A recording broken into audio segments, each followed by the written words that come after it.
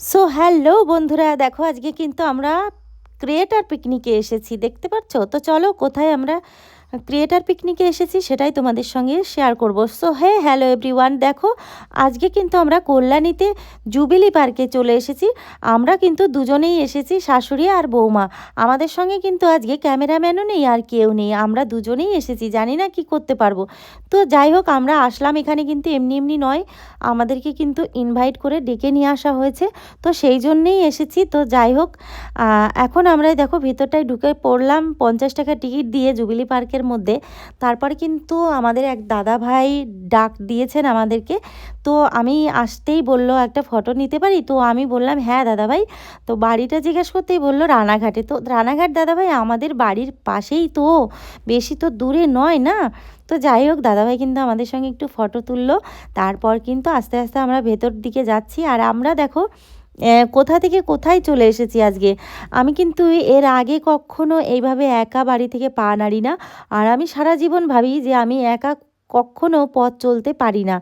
তো আজকে দেখো এই সোশ্যাল মিডিয়ায় কাজ করতে এসে আমাকে কিন্তু বাড়ির বাইরে একা একা বেরোতেও হচ্ছে, আবার সব কিছুই করতে হচ্ছে। কোথা থেকে কোথায় চলে যাচ্ছি জানি না। আর আমি ভাবতাম সব সময় যে আমি কিচ্ছু পারি না, বোকা, আমি বোকা, আমার নিজেকে আমি বোকা মনে করতাম।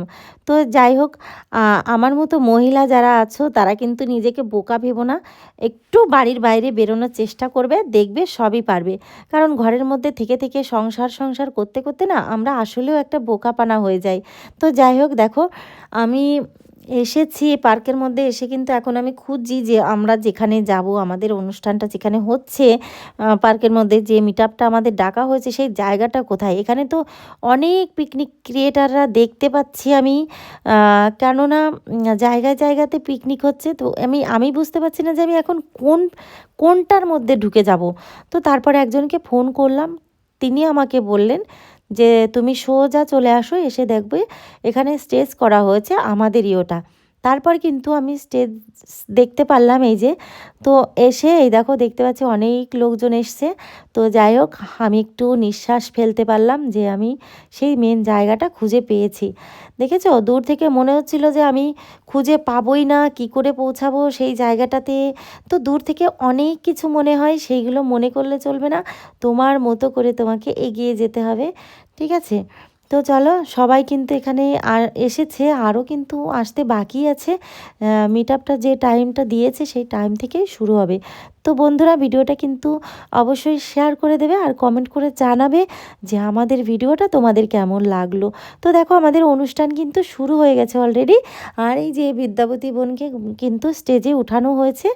আর আমি এখানে এসে কিন্তু ভীষণভাবে মানে দুঃখ পেয়েছি, কারণ কি বলতো, এখানে আমাদেরকে ইনভাইট করে ডেকে নিয়ে আসা হয়েছে, অথচ আমার জন্য কোনো নামই নেই, আর আমাকে কেউ পাত্তাই দিচ্ছে না, এরকম একটা ভাব করছে। কিন্তু কেউ নয়, যারা এখানে অ্যারেঞ্জমেন্টটা করেছে একমাত্র তারাই আমার সঙ্গে খারাপ ব্যবহার করেছে। আর এমনিতে কিন্তু যারা ক্রিয়েটাররা আছে সবাই কিন্তু আমার সঙ্গে ভীষণ ভালো ব্যবহার করেছে, মানে ছোট বড় বলে কিচ্ছু নেই এখানে। প্রত্যেকটা লোক আমাদেরকে ভীষণ ভালোবেসেছে। আর আমাকে তো সবাই বলছে আমি ফেসবুকের নাকি শাশুড়ি। তো আমি ভীষণ খুশি হয়েছি যে আমি ফেসবুকের অন্তত শাশুড়ি তো হতে পেরেছি, তাই না?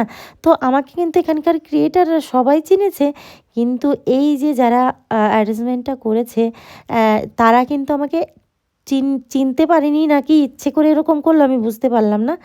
তো যাই হোক, মনে করে থাকলে হবে না, তারা তাদের মতো তাদের কর্তব্য তারা করেছে, আর আমার মতো আমি চলছি। যাই হোক, লাস্টে কিন্তু আমাকেও একটা সম্বর্ধনা দিয়েছে, কিন্তু সেটা তাদের মন থেকে দেয়নি, আমি বুঝতে পেরেছি। এখন আর কি করার, এখন বলে কোনো লাভ নেই। তো চলো বন্ধুরা, আজকের মতো এখানেই শেষ করব তোমাদের। তারপর কিন্তু আমাদের এখানে আর কি কি হলো নাচ, সেটা তোমাদেরকে এখন দেখাই, চলো। এই যে এই দেখো, দেখতে পাচ্ছ?